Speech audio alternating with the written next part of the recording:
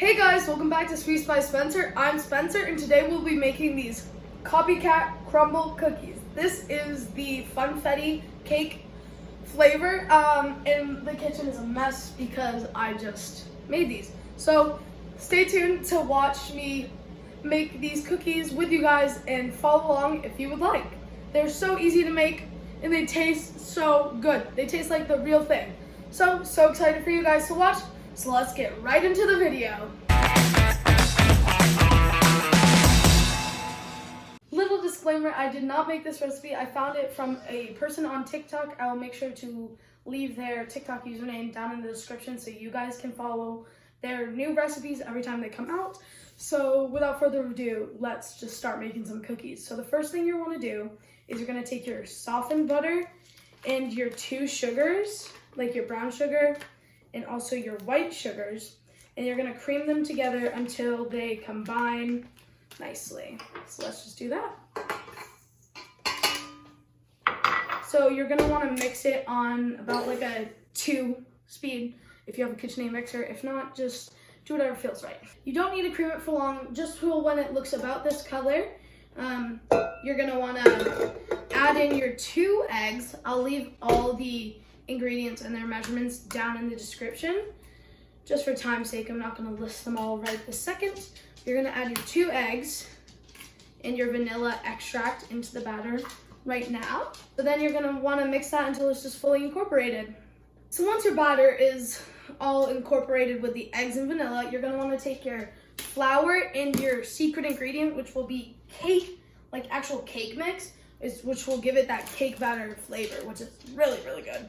And you're gonna wanna add in your baking powder, baking soda, salt, and cornstarch to that mixture as well. And you're just gonna give that a quick little whisk. Once it all whisks together, you're gonna wanna add it slowly to your wet mixture. I'm adding in the second round of flour. You wanna do probably 3 or 4 incorporations of the flour. It took me about 4 incorporations of the flour, but once all that flour is incorporated, you need to stop mixing because you do not want to overmix your cookie dough. Otherwise, it just won't turn out as great as if you were just to leave it. And right now you can add sprinkles if you would prefer. I'm not going to. I'm gonna add some fancy sprinkles on top when we add in the frosting. But once your cookies are all done, you can set your oven to 400 degrees Fahrenheit, and then we'll show you the next step. So we have our dough all off the stand mixer. It is in this, like, I don't know, it's just in this ball of dough. So what you're gonna need to do is grab your baking sheets and either a silicone mat or a piece of parchment paper, whichever you prefer. You'd also wanna grab a large cookie scoop. I think I'm gonna be using this cookie scoop just because Crumbl cookies always make their cookies literally massive. I'll insert a picture. Hello YouTube, I'm trying to find a reference photo for how massive these cookies are, but I cannot find one literally anywhere. But they weigh 6 ounces. Like, that's a lot of cookie. And there's like 6 or 7 servings in one cookie. Anyway, they're like from the bottom of my palm to like maybe like right there on my finger. And I have pretty standard hands. So like, that's massive. So yeah, I'm just gonna use this massive cookie scoop to scoop out these cookies. I've chosen silicone mats for my option.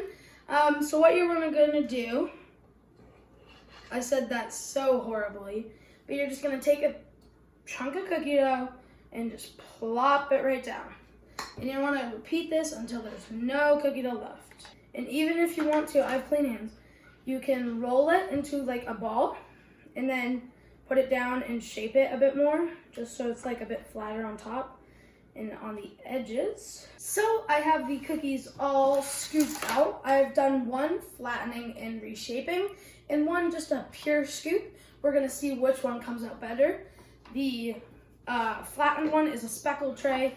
The non is just a plain old gray tray. So we'll find out at the end which ones come out better. So this batter made 12 large cookies and 4 mini cookies. So let's put these in the oven at 400 for, I think it said 9 to 12 minutes. I'll put it up on the screen the for sure time. So while the cookies are baking, you can get together your buttercream frosting that will go on top. So what you're gonna wanna do is you're gonna take your 1 stick of butter and you're gonna plop it into your stand mixer And then you're gonna cream that for a couple minutes. Well, not a couple, but like a minute, just so it gets super light and fluffy. It is a smaller amount of butter, so you will want to make sure you scrape down the sides of your bowl very often. Once your butter is all creamed and fluffy, you're gonna slowly add in 2 cups of powdered sugar.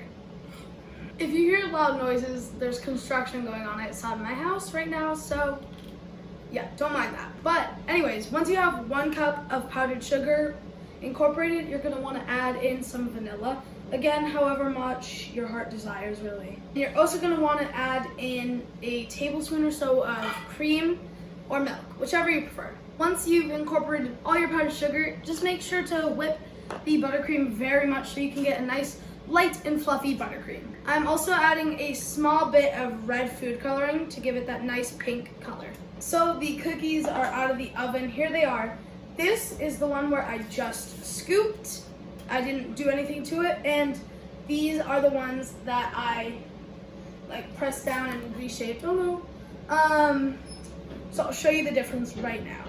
Here is one that I just scooped. As you can see, there are some wrinkles.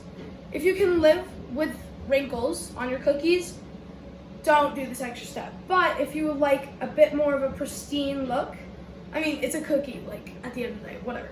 But this one is the one I flattened down. As you can see, there are still some wrinkles, but not nearly as many as the regular version. So we have to let these cool, and then we will pipe some buttercream on them.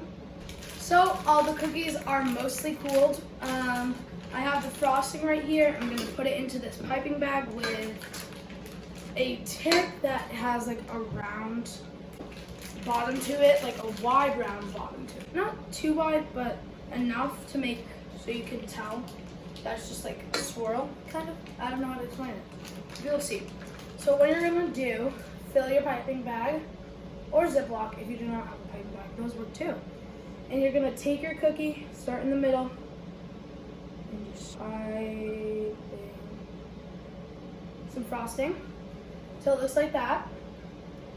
Or you can pipe them really however you want. This is just how Crumbl likes to do it with this specific cookie. And I'm taking some of these sprinkles from Neon Yolk Sprinkle Shop, where if you use Spencer15 at checkout, you can get a 15% off discount of your total order, which is kind of cool.